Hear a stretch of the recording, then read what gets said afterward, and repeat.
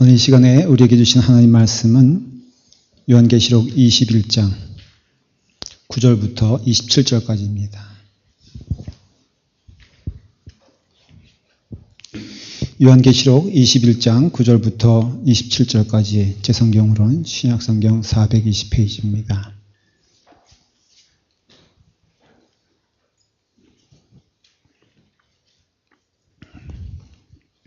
요한계시록 21장 9절부터 27절까지 찾으시면 한 절씩 교독하겠습니다. 제가 먼저 말씀 시작하겠습니다. 봉독해 올리겠습니다. 7 대접을 가지고 마지막 7 재앙을 담은 7 천사 중 하나가 나와서 내게 말하여 이르되 이리 오라, 내가 신부 곧 어린 양의 아내를 내게 보이리라 하고 성령으로 나를 데리고 크고 높은 산으로 올라가 하나님께로부터 하늘에서 내려오는 거룩한 성 예루살렘을 보이니 하나님의 영광이 있어 그 성의 빛이 지극히 귀한 보석 같고 벽옥과 수정같이 맑더라. 크고 높은 성곽이 있어 12문이 있는데 문에 12 천사가 있고 그 문들 위에 이름을 썼으니 이스라엘 자손 12지파의 이름들이라. 동쪽의 세 문, 북쪽의 세 문, 남쪽의 세 문, 서쪽의 세 문이니 그 성의 성곽에는 12 기초석이 있고 그 위에는 어린 양의 12 사도의 12 이름이 있더라. 내게 말하는 자가 그 성과 그 문들과 성곽을 측량하려고 금 갈대자를 가졌더라. 그 성은 네모가 반듯하여 길이와 너비가 같은지라. 그 갈대자로 그 성을 측량하니 12,000 스타디언이요 길이와 넓이와 높이가 같더라. 그 성곽을 측량함에 144 규빗이니 사람의 측량 곧 천사의 측량이라. 그 성곽은 벽옥으로 쌓였고 그 성은 정금인데 맑은 유리 같더라. 그 성의 성곽은 기초석은 각색 보석으로 꾸몄는데 첫째 기초석은 벽옥이요 둘째는 남보석이요 셋째는 옥수요 넷째는 녹보석이요 다섯째는 홍만호요 여섯째는 홍보석이요 일곱째는 황옥이요 여덟째는 녹옥이요 아홉째는 다망옥이요 열째는 비치옥이요 11째는 청옥이요 12째는 자수정이라. 그 12문은 12진주니 각 문마다 한 개의 진주로 되어 있고 성의 길은 맑은 유리 같은 정금이더라. 성 안에서 내가 성전을 보지 못하였으니 이는 주 하나님 곧 전능하신 이와 및 어린 양이 그 성전이심이라. 그 성은 해나 달의 비침이 쓸데없으니 이는 하나님의 영광이 비치고 어린 양이 그 등불이 되심이라. 만국이 그 빛 가운데로 다니고 땅의 왕들이 자기 영광을 가지고 그리로 들어가니라. 낮의 성문들을 도무지 닫지 아니하리니 거기에는 밤이 없음이라. 사람들이 만국의 영광과 존귀를 가지고 그리로 들어가겠고 다 같이 함께 읽겠습니다. 무엇이든지 속된 것이나 가증한 일 또는 거짓말하는 자는 결코 그리로 들어가지 못하되 오직 어린 양의 생명책에 기록된 자들만 들어가리라. 아멘. 기도하겠습니다.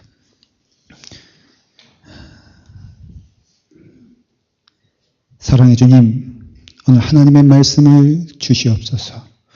성령님의 인도하심을 따라 부족한 종을 사용하여 주시고 하나님의 은혜 가운데 귀한 말씀을 통하여 우리 심령을 쪼개시옵소서. 예수님의 이름으로 기도드리옵나이다. 아멘. 성경은 또한 요한계시록은 예수 그리스도를 신랑에 비유를 하고 그 다음에 교회를 신부로 비유합니다. 그래서 교회는 예수 그리스도의 신부가 되시고 예수 그리스도는 교회의 신랑이 되십니다. 그 교회가 결국은 건물을 얘기하는 것보다도 우리를 말합니다. 예수 그리스도를 믿는 신자들을 말합니다. 그렇기 때문에 여러분들은 예수 그리스도의 신부가 되십니다. 참 아름다운 신부입니다. 아주 꽃다운 신부입니다. 너무너무 광채가 빛나서 도저히 눈뜨고는 볼 수 없을 그런 아름다움이 여러분 가운데 있습니다. 예, 저쪽에서는 계속 아멘 하는데 저는 이쪽 보고 하는데 제가 이 말씀을 염두에 두고 예배 전에 우리 권사님들 장로님이 앉아 계신 곳에 갔어요. 그래서 참 고우십니다. 신부잖아요. 참 아름다우십니다. 그랬더니 너무 부끄러워 하시는 거예요. 정말 신랑을 대하는 신부처럼. 그러더니 아유 하시면서 근데 호박꽃도 꽃인가요? 그러더라고요. 호박꽃을 무시하지 마십시오. 여러분들이 호박꽃 보신 적 있으세요? 봤다면은 그 꽃이 아름답지 못하다고는 말할 수가 없을 겁니다. 여러분 꽃 가운데 최고 이쁜 꽃이 호박꽃이라고 저는 생각해요. 근데 이건 개인적인 생각임을 말씀을 드립니다. 신부를 염두에 두고 우리가 이 자리에 온 것이에요. 그래서 예수 그리스도는 신랑이시고 우리 교회는 신부입니다. 신부라고 했을 때 우리는 외면적인 아름다움이 있고 내면적인 아름다움이 있죠. 외면적인 아름다움은 우리의 거룩한 삶을 말합니다. 그래서 거룩이 힘이 되는 거예요. 오늘날 이 땅에서 교회가 왜 이렇게 힘이 없느냐라고 물어보면은 답은 간단합니다. 거룩함을 상실한 시대에 신자들이 몸을 맡겼기 때문에 거룩하지 않아요.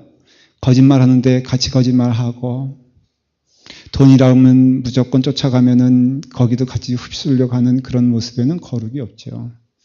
그래서 우리가 외향적인 모습은 어떤 외모적인 꾸밈을 얘기하는 게 아니라 교회인 신자들에게 있어서 외면적인 아름다움은 거룩한 삶을 통해서 이루어지는 것이고 내면적인 아름다움은 순결한 영을 통해서 나타납니다.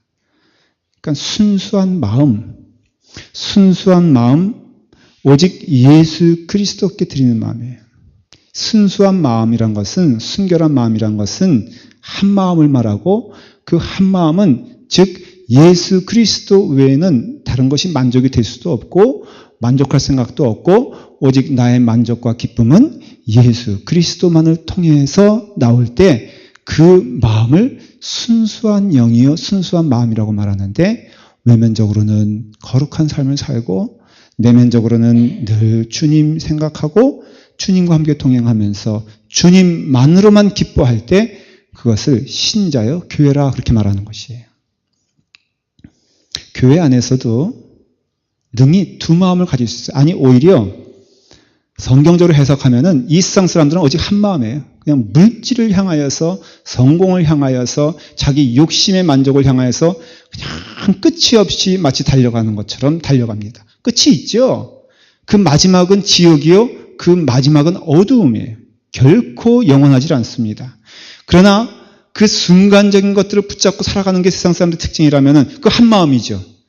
그렇기 때문에 두 마음이라고 얘기할 때는 교회 안에 그러한 두 마음이 있을 수 있다는 것에 대하여 여러분들은 경계해야 됩니다. 사울이 그런 사람이었어요. 여러분 사울은요 하나님을 믿었습니까? 네, 그 말에는 맞아요. 하나님을 사랑했습니까? 그 마음도 맞습니다. 그런데 사울의 문제는 무엇이냐면은 하나님을 사랑하는 것 이상으로 세상을 사랑했고 하나님을 믿는 것 이상으로 세상을 믿었어요. 그래서 그 마음 가운데 무슨 마음이 생겼느냐? 두 마음이 생겼다는 것이에요. 세상을 사랑하는 마음과 세상을 신뢰하는 마음과 하나님을 의지하는 마음이 동일하게 있게 되었을 때 그냥 그것이 그대로 가는 것이 아니라 결국은 그 마음은 두 마음은 더러운 마음이 된다라는 것이에요. 사울은 실패한 자가 되었어요. 그가 스스로 너무 다급한 나머지 제사를 드리지 않았습니까? 하나님은 그때부터 사울과 결별하기 시작하는데 그때 그 제사를 드린 동기가 무엇이냐면은 이스라엘 군사들이 떠나니까 두려움에 떠나니까 그들의 마음을 붙잡아 두기 위해서 제사라는 형식을 취해서 자기가 그들을 붙잡고 싶은 마음이 있었던 것이에요. 두 마음이잖아요. 이런 두 마음은 결코 하나님과 하나가 될 수 없는 마음이에요. 그런데 다윗은 어떤 사람이에요? 축복받은 사람이었잖아요. 왜 그러냐면은 한 마음이기 때문에 그래요. 그래서 시편 108편에 다윗의 마음을 아주 고백하는 찬송시가 있는데 하나님이여 내 마음을 정하였사오니 그래요. 여러분, 그 내 마음을 정한다라는 히브리 말에는 두 가지 뜻이 있습니다. 하나는 내 마음을 세운다 그런 뜻이 있어요. 누구에게 세우는 겁니까? 하나님 앞에 세우는 것이에요. 그래서 내 마음을 정한다 그런 것은 어떤 것에 대하여 내 마음을 세우고 내 마음의 기준이 되고 그리고 내 마음의 모든 것을 거기다가 갖다 바치는 그것을 내 마음은 정하여졌다 그렇게 말을 합니다. 그럼으로써 중심이 내게 있는 것이 아니라 상대에게 있고 그 상대가 하나님일 때 하나님 내 마음이 하나님께 정하여졌다라는 것은 내 마음이 하나님께 세워졌으니 내 눈에는 오직 하나님만 보입니다라고 고백하는 것이 바로 정하다 그런 뜻이에요. 그 다음에 그 정하다라는 뜻은 그게 마음을 세우는 뜻만 있는 것이 아니라 그 세움으로써 내 마음이 안정된다, 안심이 된다, 넉넉하다 그런 뜻이 있어요. 사랑하는 여러분, 우리가 하나님께 우리의 마음을 세울 때 우리는 하나님 앞에서 안심이 됩니다. 사람들 앞에서는 우리는 모욕당할 수도 있고 실현당할 수도 있지만은 여러분 하나님 앞에서 우리가 안심이 되고 하나님 앞에서 만족을 얻을 때 궁극적으로는 이 세상에서도 만족과 안심과 은혜가 넘치는 삶을 살 수 있습니다. 왜냐하면 이 세상의 주인은 사람이 아니라 하나님이시기 때문에 그렇습니다. 여러분들이 하나님께 온전히 그 삶을 맡길 때 궁극적으로는 이 세상에 살면서도 안심할 수 있고 기뻐할 수 있고 즐거워할 수 있는 이유는 그 하나님이 하나님만 되시는 것이 아니라 온 천하 만물의 주인이 되시기 때문에 여러분 하나님 우리가 움직이지 아니하시는 하나님께 우리의 마음을 드렸는데 어떻게 우리가 흔들릴 수 있겠습니까? 그렇기 때문에 여러분 우리가 마음으로 믿음 생활하는 것이 대단히 중요하고 마음을 굳게 정한 자들은 그 삶 가운데 복된 삶이 된다는 것을 성경은 약속하고 있습니다. 그런 점에서는 육신은 두 번째예요. 가끔 저는 이런 얘기를 들어요. 목사님, 제가 참 마음이 부담이 되는 것은 어떤 이들은 물질이 충분하고 풍부하여서 그 은혜 받은 대로 그 마음을 육신적으로 표현하여서 은혜 받아서 헌금을 내가 이만큼 내야 되겠다. 그런데 그걸 턱턱 내는 거 보면은 자기의 마음 가운데는 좀 자괴감이 생기고 좀 마음 가운데는 죄송함이 너무너무 생긴다는 것이에요. 저는 그럴 때마다 기도하면서 이렇게 대답을 합니다. 여러분, 은혜를 받는 것은 동일할 줄 믿습니다. 그렇죠? 여기에 만일에 우리나라에서 최고 부자가 누굴까? 가끔 그런 얘기 하잖아요. 그냥 아무개가 왔다고 하십시다. 그 사람이 예배 시간에 은혜를 받았어요. 그러면 여러분들이 받는 은혜와 동일할까? 작고 클까? 사실 받는다면 동일하게 받는다고 했을 때 그분은 돈이 있어서 여기서 너무 은혜가 됐습니다. 목사님, 대체 이 교회에 가장 필요한 것이 무엇입니까? 라고 물어본다면 제가 대답을 하겠습니까? 안 하겠습니까? 부득불 할 수밖에 없죠. 왜냐하면 보내주신 분도 하나님이시니까. 그래서 우리가 이모저모해서 이렇게 필요합니다라고 기대감을 가지고 얘기하겠습니까? 아니면은 그냥 아무 생각 없이 얘기하겠습니까? 인간인지라 이제 그러면은 우리가 지금 교육관을 준비하는데 한 500만 불 정도가 필요합니다. 실상은 100만 불 필요한데 이제 그러면은 그렇습니까 하고 탁 내면은 마음이 좋잖아요. 근데 그걸 보고서 옆에 있던 교인들이 너무너무 때로는 자기도 그러고 싶잖아요. 저는 믿습니다. 여러분 은혜 받으면은 동일하게 다 드리고 싶은 마음이 있을 줄 믿습니다. 아멘 해야 되는데. 그런데 그런 가운데 드리지 못하는 자들에게 제가 말씀을 드리는 것이 하나님은 마음을 받으십니다. 어떤 자는 그렇게 드릴 수 있어요. 어떤 자는 육신이 약하여서 그렇게 드릴 수도 없고 또 뛸 수도 없어서 뛸 수도 없습니다. 그러나 하나님께서는 그 마음의 중심을 보시는 분이기 때문에 내 마음 가운데 간절하게 뜨거운 마음이 있지만 육신적으로 그것을 감당하지 못하고 함께 가지 못했더라도 하나님은 그 마음을 보시고 주의 은혜 가운데 기뻐하며 그 마음을 받아주신다는 것이. 제가 그 원리를 깨달은 다음에는요, 온 성도들의 그 마음이 다 동일하게 귀한 것을 알 수가 있어요. 하나님은 마음을 받아주세요. 다윗은 그의 마음을 하나님께 정했습니다. 자신의 군사력도, 자신의 국가력도, 자신의 육신적인 능력도 믿지 아니하고 오직 그 마음을 하나님께 정하여서 하나님께만 붙어 있으면 된다. 하나님만 동행하시면 된다. 하나님만 지켜주시면 된다라는 믿음을 가지고 살았던 사람이 다윗이라 하는 것이에요. 그러므로써 오늘 이 시간에 신자의 마음은 오직 하나님께 그 마음을 정한 자일 줄 믿습니다. 신부는, 교회는 그리스도의 신부인데 그 신부는 그럼으로써 아름다운 영혼이 되는 것이에요. 여러분, 이렇게 보면은 그 신부의 모습이 참 아름답다라는 것은 제가 지난 주일날도 말씀을 드렸는데, 신부는 누구의 눈에 제일 아름답냐 하면은 신랑의 눈에 제일 아름답습니다. 그래서 예수 그리스도는 신랑이세요. 우리 신자들은 신부입니다. 그렇다면은 신부를 가장 아름답게 보는 이는 누구냐 하면은 바로 예수 그리스도 자신이요. 예수 그리스도께서 우리를 마다하지 아니하시고 가장 아름다운 어느 정도냐면은 아마 이런 정도라고 저는 생각을 합니다. 제가 결혼식 주례를 하다 보면요, 대부분 웁니다. 신부들이. 그래서 그 신부가 이제 특별히 그 아버지의 이렇게 팔을 끼고선 이렇게 행진할 때 보면은 정말로 이렇게 눈물을 펑펑 흘리면서 들어오는 것을 봐요. 근데 간혹 가다가 신랑이 우는 것을 봐요. 아주 난감합니다. 제가 한번 주례를 하는데 신랑이 초반부터 우는 거야. 그래서 맨 처음에는 그럴 수 있다 생각했는데 너무 울더니 나중에는 통곡할 정도로 어깨를 들썩거리니까는 점점점 분위기가 이상해지는 거예요. 왜냐면은 신부 우는 건 봤어도 신랑 우는 것은 드물게 보고 그것도 거의 제가요, 제게 준비한 이 크리넥스를 주느라고 너무너무 힘들었어요. 사람들이 다 이상하게 보지 않습니까? 저 사람이 무슨 과거가 있나? 이 결혼식을 대체 싫어하는 거야, 좋아하는 거야? 나중에는 신부도 헷갈려가지고 얼굴이 굳어지더라고. 그래서 제가 자제시키고 겨우 결혼식을 끝난 다음에 물어봤어요, 제가.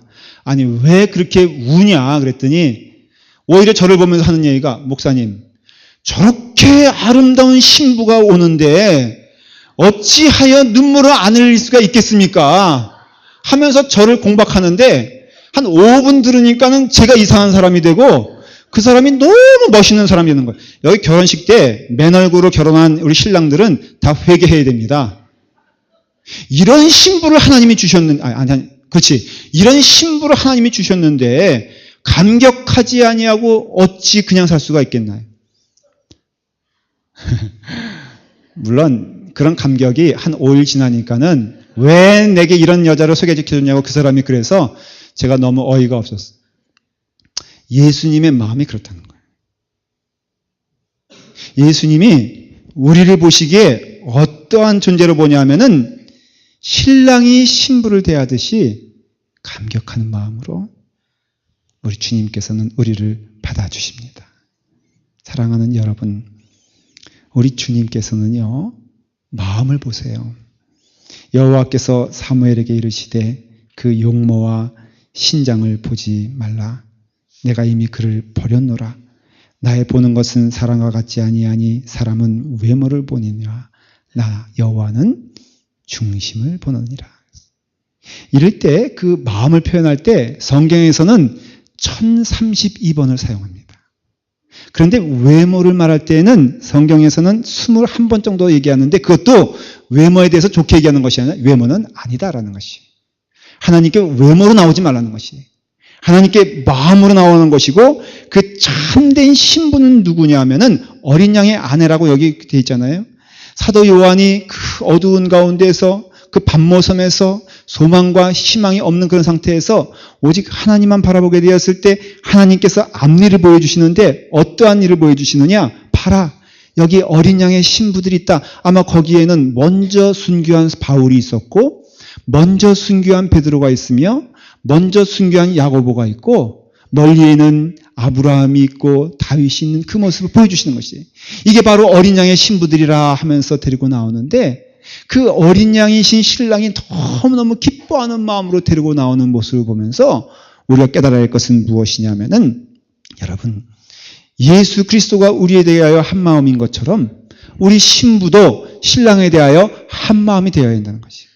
그래서 우리가 그 그리스도의 신부는요, 특징이 있어요. 하나님의 영광이 머무는데 11절에 보니까 그리스도의 신부에 대해서 이렇게 말해요. 하나님의 영광이 있어 그 성의 빛이 지극히 귀한 보석 같고 벽옥과 수정같이 맑더라고 했어요. 사랑하는 여러분, 참된 신자가 모여있는 교회는 하나님의 영광이 찬란히 빛납니다. 저는 우리 라팔마 교회가 그런 영광이 넘치는 교회, 그리하여서 찬란한 빛이 나는 그런 교회가 되기를 간절히 축원합니다. 저는 한번 불을 꺼봤으면 좋겠어요. 우리 진짜로 찬란한 영광의 빛인지 우리 옆 사람과 함께 한번 인사 한번 하십시다. 당신의 빛을 보니 눈이 떠지지 않나이다. 네, 한번 해보세요. 연습 삼아서.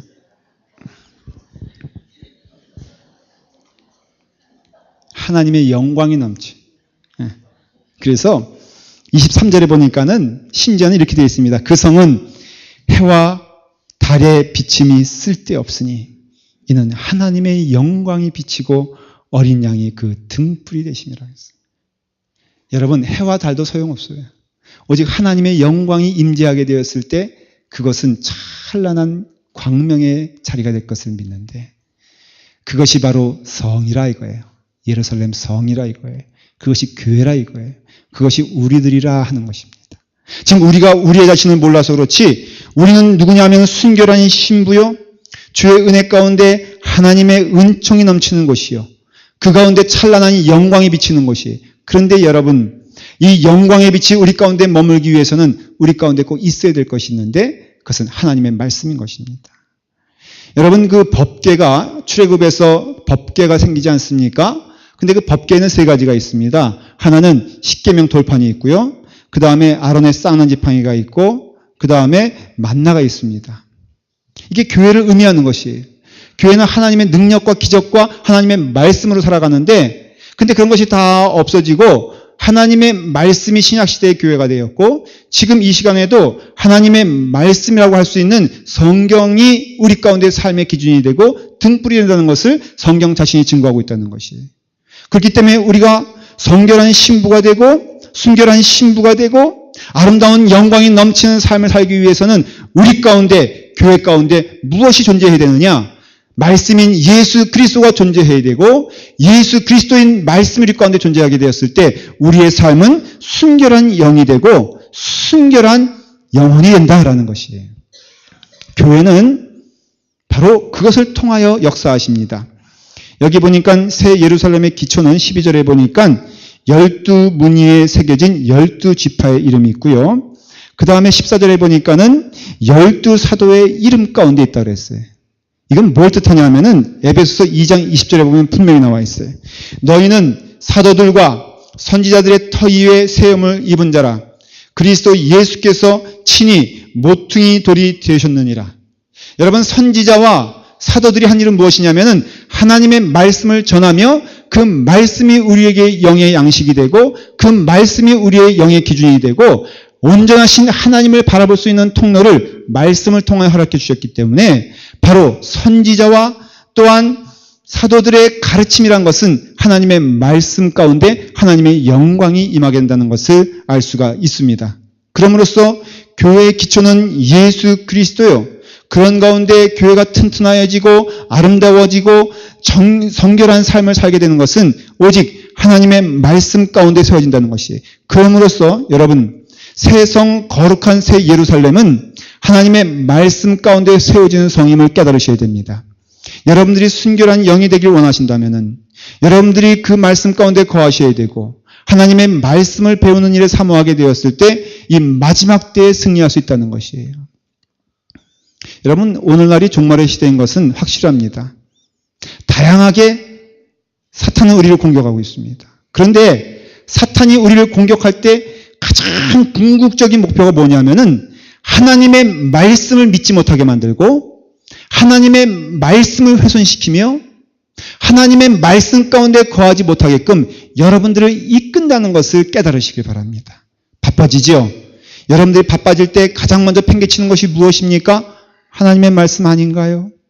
오늘 학교에서 부단히 아이들에게 맡고자 하는 것이 무엇입니까?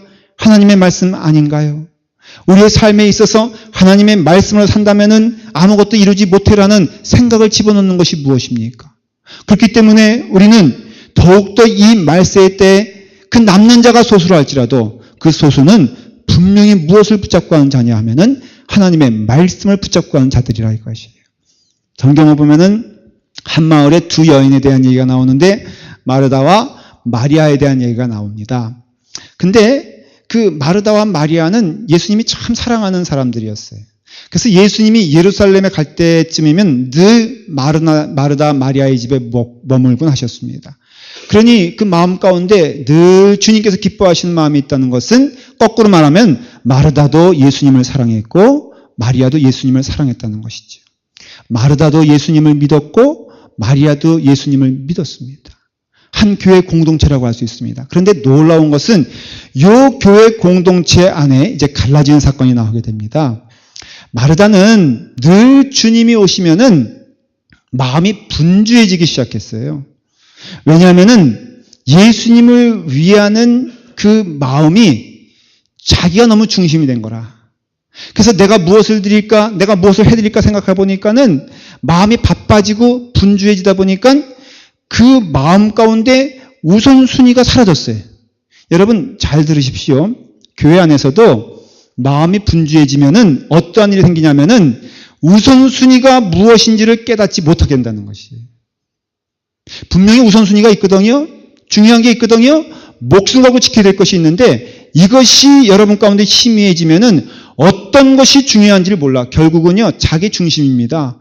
그래서 결국은 자기 마음에 만족하면 그것이 옳은 것이고 그렇지 않으면 옳지 않은 것으로 돼버리는 것이에요. 하나님을 온전히 의지하지 않고 하나님의 뜻에 온전히 순종하지 않으면 그 다음에 사람이 눈에 들어오기 시작하는데 사람이 눈에 들어오는 신앙, 그것도 신앙이죠. 하나님을 믿으니까 하나님을 믿으나 그 눈에 사람들이 들어오게 되면은 결코 그 삶은 온전한 방향으로 가지 못하고 갈짓자로 간다 이거예요. 알지도 못하고. 우리 집사람이 가끔 저한테 이제 그 수박을 사와라. 저는 과일 고를 때가 정말 난감해. 왜냐하면 저는 말씀을 전하는 일은 은사는 모르겠고 즐거워 기뻐하는데 이 과일 고르는 일은 늘 실패해. 특별히 수박을 고르는 데는 왜 제 눈에는 똑같이 보이는 거야? 그래서 일단 가서 하는 짓이 때립니다, 이제. 때리는데 내 귀에는 다 아름다운 소리야. 이렇게. 그러니까는 고를 수가 있어요. 그 다음에 또 흔들어 보잖아요. 흔들어 보고 뭐 꼭지가 어떻다 뭐 다 연구해 보고 가져가면 제대로 고른 적이 없어. 근데 그 마음이 분주한 거야. 그래서 저는 수박만 사러 가면 마음이 분주해져. 왜냐하면 어떠한 것을 고를지 무엇이 옳은지 모르기 때문에 마음이 분주해져요. 사랑하는 여러분, 제가 목회상에서 똑같이 경험한 것이 있는데 내 마음 가운데 하나님을 전적으로 의지하는 마음이 흐트러지니까 어떤 마음이 생기냐면 여러분들이 눈에 들어오는 것이에요. 그러면 여러분 제 실력으로 제 눈으로 여러분들을 보기 시작하면요 마음이 분주해집니다. 어떠한 것이 진짜 수박인지 알아 몰라. 몰라요. 그러니까는 머리를 톡톡 두들겨 봅니다. 그냥 영적으로 진짜가 아니고 영적으로 그렇다는 것이. 영적으로 이 머리가 소리가 괜찮은가 두들겨 보고 저 소리가 어떤가 두들겨 봐도 제가 신중하게 고른 건 다 꽝이었어. 그래서 그 다음부터는 하나님께서 외모로 보지 말라고 했구나. 그래서 외모 아니고 이제부터 말을 해봐. 그래서 좀 부드럽게 말하는 사람 제가 골라봤더니요. 여러분 목소리 깔고 나긋나긋하게 얘기하는 사람 대단히 무섭습니다. 뒤끝이 있어. 아예 그냥 그 자리에서 소리 막 지르고 하는 사람들은 조금 단순하기 때문에 그래서 조금 이렇게 이해가 돼. 또 이렇게 말하면 들어. 그런데요. 목사님 오늘 예배 드리는데 주보를 보셨나요? 그냥 뭐 틀렸다고 말을 하지. 먼저 물어보는 거예요. 주보를 보셨나요? 안 봤는데요. 그런데 뭐 느끼시는 바가 없으세요? 보세요. 오늘 철자가 18개 틀렸어요. 이 사람은 예배 시간에 설교 안 듣고 내내 그거 보는 거야. 제가 그 다음부터 깨달은 게 있어요. 아, 사람 쓰는 것은 내 능력으로 되는 게 아니구나. 사람을 보는 것은 내 능력으로 되는 게 아니구나. 오직 하나님만 보시는구나. 그러면 나는 어떻게 해야 되느냐? 마리아에게 주님께서 말씀하셨어요. 마르다에게 주께서 대답하여 가라사대 마르다야 네가 많은 일로 염려하고 근심하나 그러나 몇 가지만 하든지 오직 한 가지만이라 족하니라. 마리아는 이 좋은 편을 택하였으니 빼앗기지 아니라. 열심 똑같아요. 주님 사랑하는 마음 똑같아요. 그러나 주님을 사랑한다는 것은, 순결한 마음을 갖는다는 것은 주님이 기뻐하시는 방법으로 살아가는 것이에요. 주님께서 원하시는 것으로 살아가는 것이에요. 주님 오늘 이 시간에 메시지를 전하신다면 분명 그 한마디 하실 겁니다. 너희들은 말씀 가운데 거하라고 말씀하실 거예요. 말씀이 교회의 근간이 되고, 말씀이 교회의 기준이 되고, 말씀이 교회의 통로가 되어서 하나님께 우리의 순결한 마음을 드리는데 복잡한 마음 생기지 아니하고 하나님의 말씀에 이것을 하라고 하면 되는 것이고, 하지 말라고 하면 하지 않는 것. 이것이 바로 거룩한 성, 새 예루살렘의 귀한 마음이요 귀한 축복인 줄 믿습니다. 여러분들에게 주시는 은혜가 무엇이냐면 바로 그것이에요. 신앙생활은 복잡한 것이 아니라 주의 은혜 가운데 단순하며 명료한 것을 저는 메시지를 전합니다. 무슨 마음? 순결한 마음. 마음 가운데 주님만 생각하라는 것이에요. 그래서 주님께서 기뻐하시는 일이 무엇인지, 주님께서 원하시는 일이 무엇인지, 주님이 지금 말씀하라고 하시는 것이 무엇인지를 부단히 깨달으며 나아가는 것이 이 종말의 시대의 영적 싸움의 실체를 하는 것이에요. 우리가 싸워야 될 것은 육의 싸움이 아니에요. 여러분, 우리가 싸워야 될 것은 어떤 대상에 대한 싸움이 아니에요.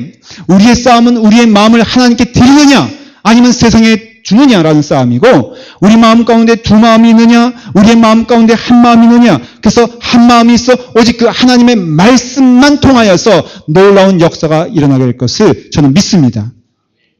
하나님의 말씀이 임하게 되었을 때 그 심령의 변화가 되는 것이에요.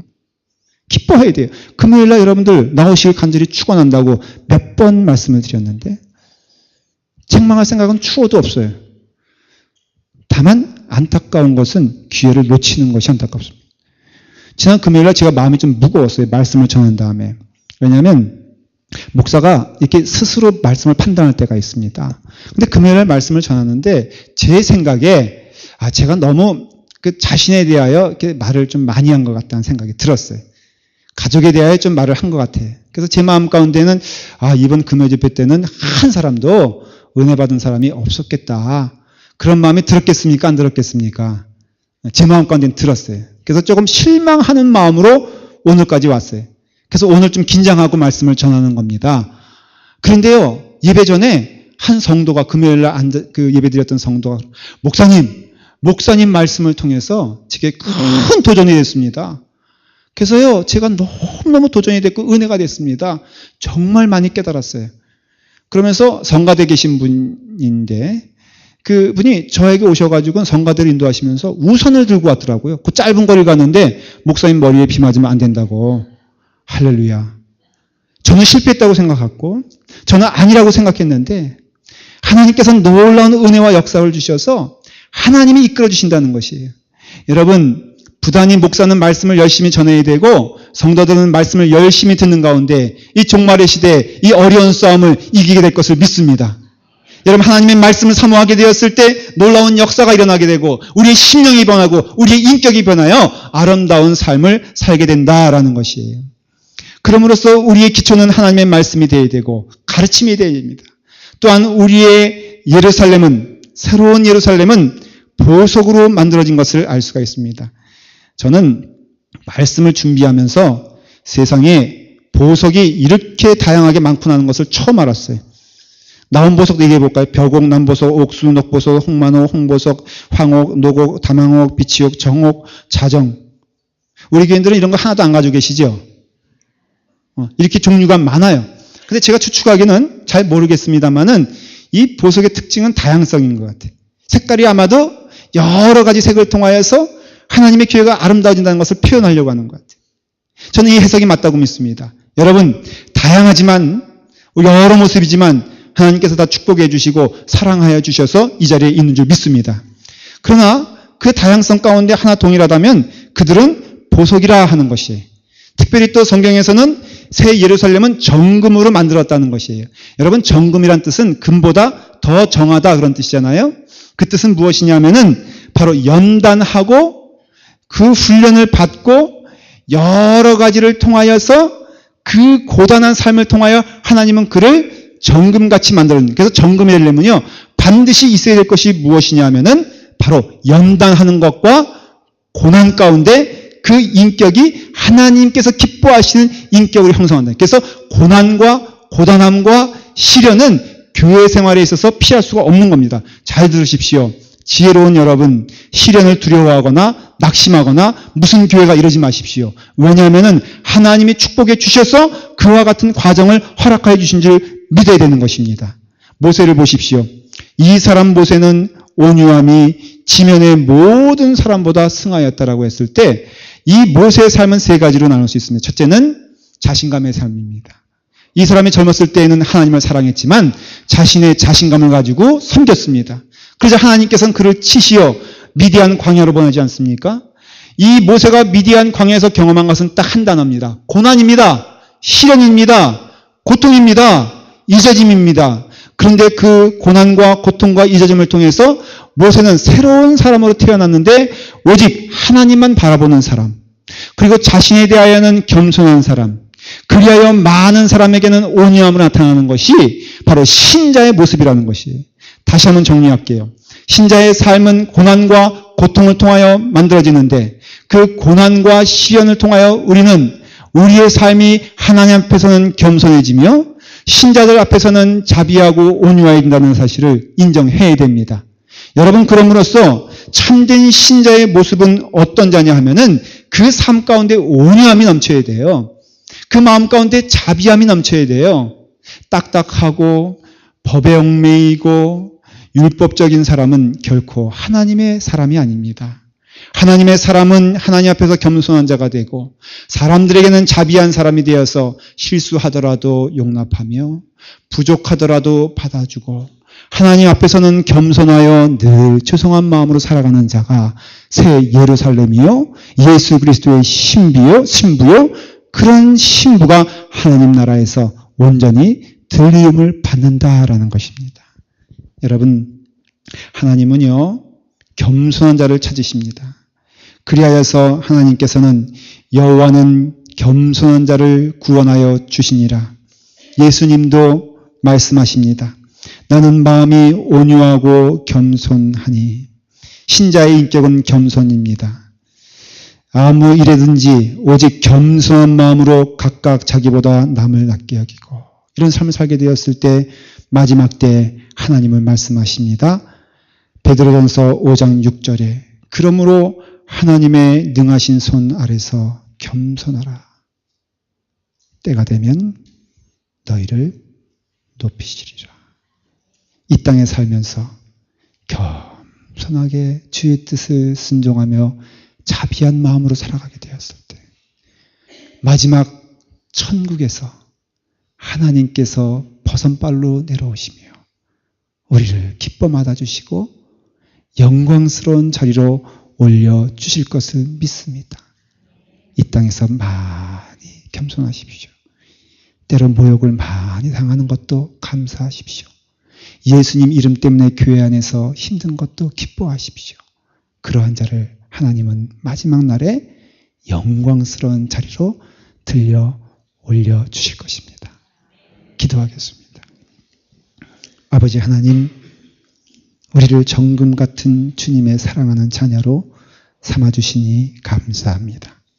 고난을 당해도 시련을 만나도 우리의 마음이 흐트러지지 않게 하시고 오직 한 마음으로 주님께 나아가며 주의 말씀 사모하며 기뻐하며 즐거워하는 성도들 되게 하여 주시옵소서. 예수님의 이름으로 기도드리옵나이다. 아멘. 아멘. 아멘.